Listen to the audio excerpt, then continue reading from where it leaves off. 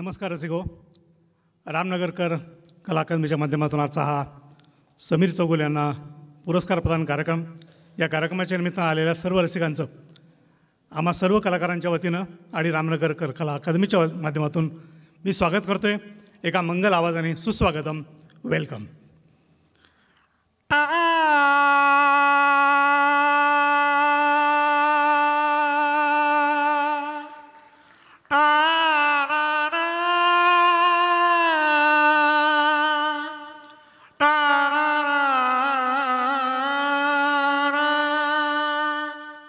सुस्वागतम सुस्वागतम. पण मंडळी, आजकाल लग्न असो नाही तर पूजा असो, सनेवाला कुठं गायब झाला माहीत नाही, बँडवाले कुठं गेले ते कळत नाही.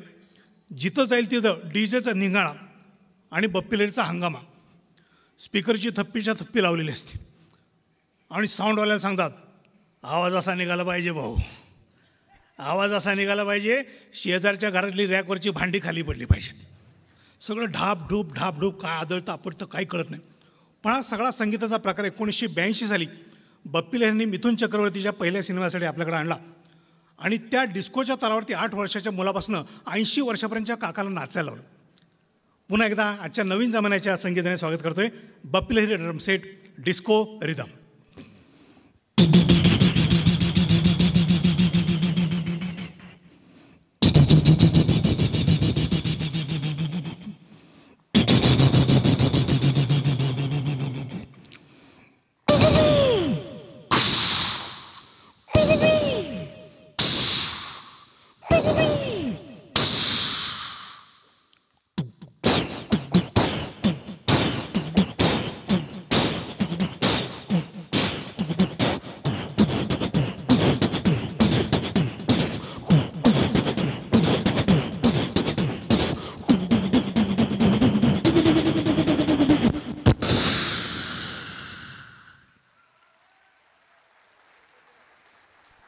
थँक्यू. मंडळी, खरी आवाजाची गंमत आहे. आपण माणसं एकमेकाशी बोलतो, देवाने आपल्याला भाषा दिली, शब्द दिली, पण या बोलण्यामध्ये किती गमती जमतीत. रेल्वे स्टेशनला आपण जातो, किती छान बोलतात, त्यांनी बोलत राहा, आपण ऐकत राहावं वाटतं.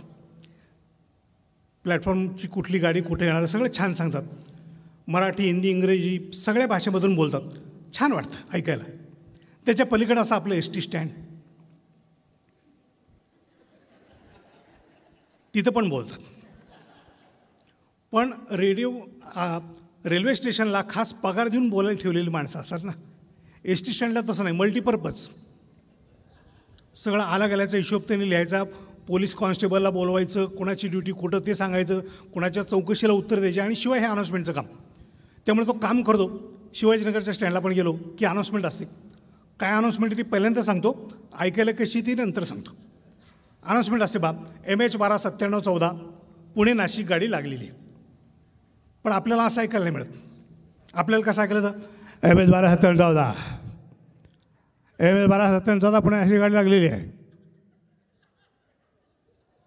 ते त्यांना तरी समजतं की नाही प्रश्न पडतो, आपल्याला समजणं विषय लांब राहिला. ही आपली माणसांची एकमेकाची बोलण्याची गंमत. पण जनावर त्याला म्हणतात मुकी बिचारी. खरं तर मुकं म्हणजे ज्याच्या तोंडातनं आवाज निघत नाही त्याला मुकं म्हणतात. जनावर बोलतात ना, त्यांच्या भाषेमध्ये बोलतात.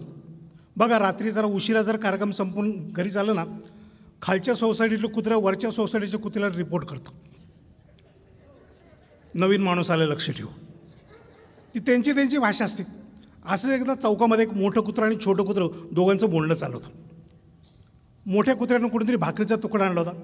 छोटं कुत्रं त्याच्यासमोर आलं, म्हटलं 4 दिवस झाले भूक लागली, दे थोडंसं खायला दे. ते मोठं कुत्रं दादागिरी करतो, चल सरक नाही मिळालं सरक. बारका म्हणत दे रे, भूक लागली खायला दे. आता असे डायलॉग तुम्ही कधी ऐकले नाहीत, पण मी त्यांचा आवाज ऐकला आणि त्यांच्या आवाजातून ओळखलं त्यांचे डायलॉग काय चालले. त्यांच्या आवाजामध्ये सादर करतोय. मोठं कुत्रं म्हणतं सरक बाजूला, भाकरी मिळायची नाही, आणि बारका म्हणतं दे रे, भूक लागली खायला दे. ते त्यांच्या आवाजात.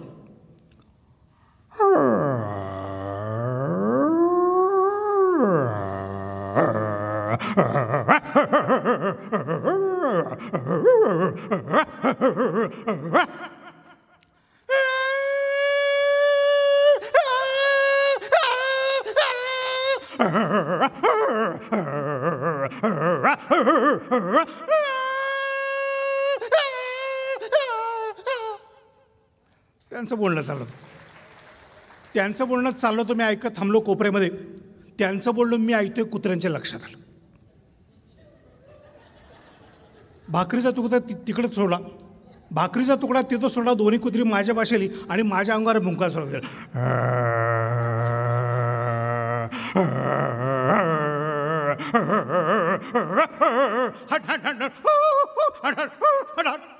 मी आपला हाकलायचा प्रयत्न करतोय, कुत्रा अजिबात हटायला तयार नाही. मी म्हटलं कपडे न फाटता येत ना, जर बाहेर पडायचं असेल तर काही करून कुत्र्याला हाकलायला पाहिजे. म्हणून कुत्र्याला हाकलायसाठी इकडे तिकडे बघून एक दगड उचलला आणि नेम धरून तो दगड त्या कुत्र्याला मारला. नेम धरून मारलेला दगड जसा कुत्र्याला लागला, बिचार तिथनं ओरडत पळत सोडलं.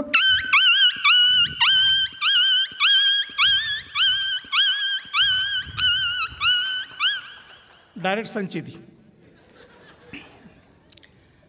मंडळी, नमुने कुठं कसे भेटतील काय सांगता येत नाही हो. माझा एक मित्र, त्याला स्टेजवरती यायचे आणि कार्यक्रम करायची फार हौस. मी म्हटलं कशाला एवढी धडपड करतो? तो म्हटला डबल काम असतं, डबल. म्हटलं कसलं डबल काम? पहिलं काम, आपण ज्यावेळी स्टेजवरती असतो तेव्हा सगळे लोक आपल्याकडे बघतात, आपली कला त्यांच्यापर्यंत पोचते. म्हटलं बरोबर आहे, हे झालं पहिलं काम. अजून एक काम म्हटलं, आता दुसरं काय काम? आपण ज्यावेळी स्टेजवरती असतो त्यावेळी सगळेजण खाली बसलेले असतात, त्यामुळे आपल्याला सगळेजण दिसतात. कोण कुठं बसलं आहे, कोणाचं काय चाललं आहे, जिला बोलवलं ती आली का नाही, अजून कोणी नवीन चेहरा दिसतोय का, हे असले सगळे विषय डोक्यात ठेवून तो गाणं म्हणायचा. गाण्याची स्टाईल जर कोणी शास्त्रीय संगीताचा पंडित, पण गाणं म्हणता म्हणता दुसरा पण उद्योग चालायचा. बघा,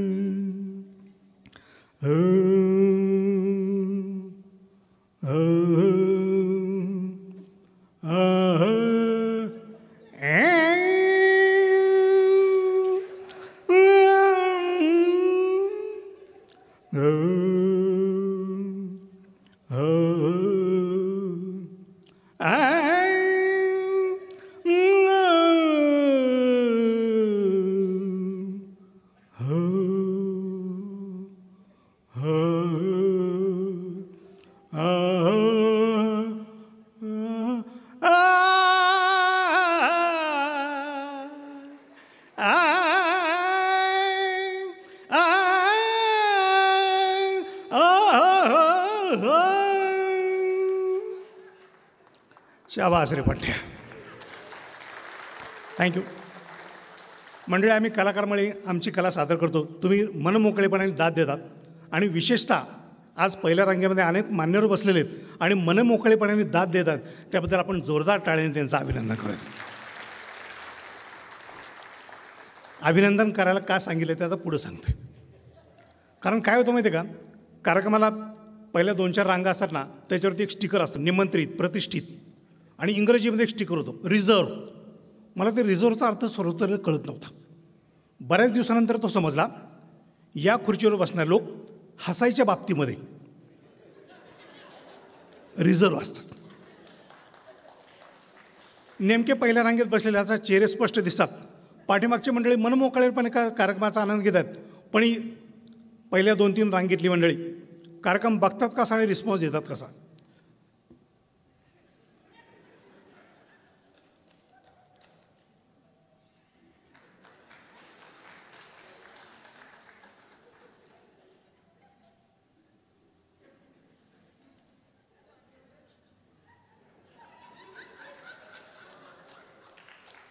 अगदीनी मेहरबानी केल्यासारखं असतात, उपकार केल्यासारखं असतात.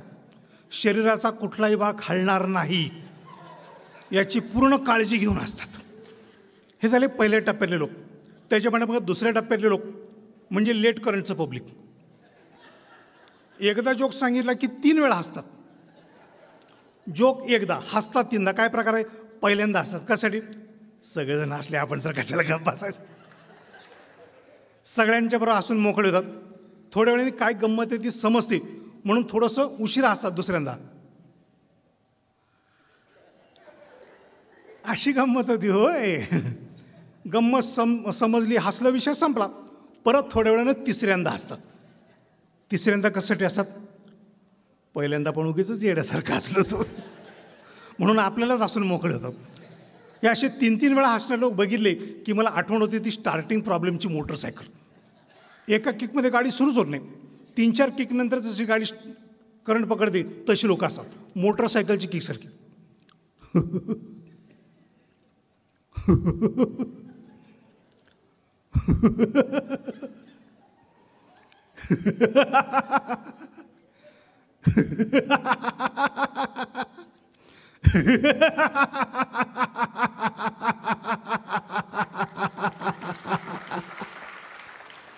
गेली गाडी निघूनची. त्याच्या पाठीमागं तिसऱ्या टप्प्यातली मंडळी आमचं पिठातलं पब्लिक बिनधास्तपणे असतात, दिलखुलासपणे असतात. पण याच्यातले काही जण इतके मनमोकळेपणाने असतात, इतके मनमोकळेपणाने असतात की ते हसतायत का रडतायत त्याचाच तपास लागत नाही. पण स्टाईल मात्र एक नंबर. जोक झाला रे झाला, जोक झाला.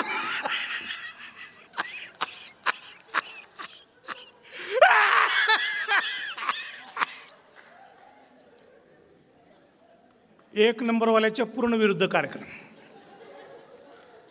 एक नंबरवाल्याचं बोधवाक्य असतं शरीराचा कुठलाही भाग हलवायचा नाही, आणि यांचं म्हणणं असतं शरीराचा कुठलाही भाग हलायचा शिल्लक ठेवायचा नाही. खळखळून असून मोकळे होतं. हे झाले कॉमन 3 प्रकार. त्याच्यानंतर काही वैयक्तिक नमुने मी तुम्हाला सांगतो. त्यातला एक पहिला प्रकार आहे वैयक्तिकमधला. त्याचं मी नाव ठेवलं आहे रपाटा स्टाईल. आता ही रपाटा स्टाईलची लोक करतात काय? जोक झाला रे झाला, जोक झाला रपा, पुढच्याच्या पाठीत रपाटा, नाहीतर शेजाऱ्याच्या मांडीवर रपाटा. हे बघा प्रॅक्टिकल सुरू झालं लगेच इथं. हा पहिला प्रकार, त्याचं नाव रपाटा स्टाईल. हसण्याचा दुसरा प्रकार, त्याचं मी नाव ठेवलं कोल्ड्रिंक स्टाईल. आता कोल्ड्रिंकचा हसायचा संबंध काहीच नाही, पण मी नाव का ठेवलं तर काही लोक हसतात ना तेव्हा त्याची हची बाराखडी बंद असते, म्हणजे हा ही हू असा काय आवाज येत नाही. पण आवाज येतो तो कसा? कोल्ड्रिंकची बाटली ओपनरनं खोलल्यानंतर त्यातून गॅस जसा बाहेर पडतो ना तशी लोक असतात.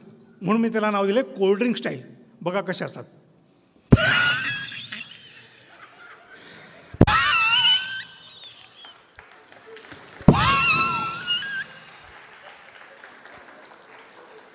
Cold drink style. हसण्याचा तिसरा प्रकार, मध्यंतरी महिला मंडळाचे खास कार्यक्रम केले तिथं मला सापडला. महिला मंडळाचा कार्यक्रम 15-20 मिनटं सुरुवातीला कोणी हसतच नाही. अंदाज घेतात कोणी जोडीला आहे का, आपण एकटंच कशाला हसायचं. त्यामुळे हसायला जरी आलं तरी हसणं कंट्रोल करायचा प्रयत्न करतात. काही वेळा हसणं कंट्रोल होतं, पण काही वेळा कंट्रोल होत नाही. आणि जे हसणं कंट्रोल होत नाही ते कंट्रोल करायला गेलं की प्रेशर वाढतं, आणि प्रेशर कंट्रोल नाही झालं की शेवटी पंक्चर होतं. म्हणून या प्रकाराला मी नाव ठेवलं पंक्चर स्टाईल महिला मंडळ स्पेशल.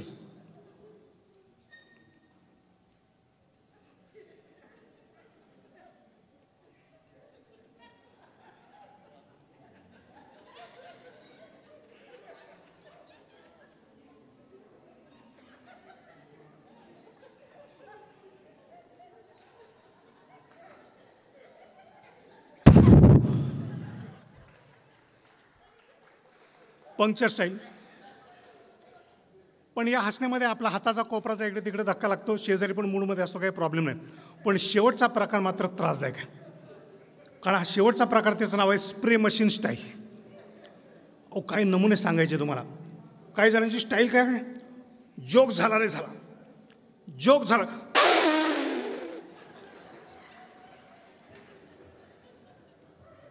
कधी फवारा मारतील त्याची गॅरंटी नाही.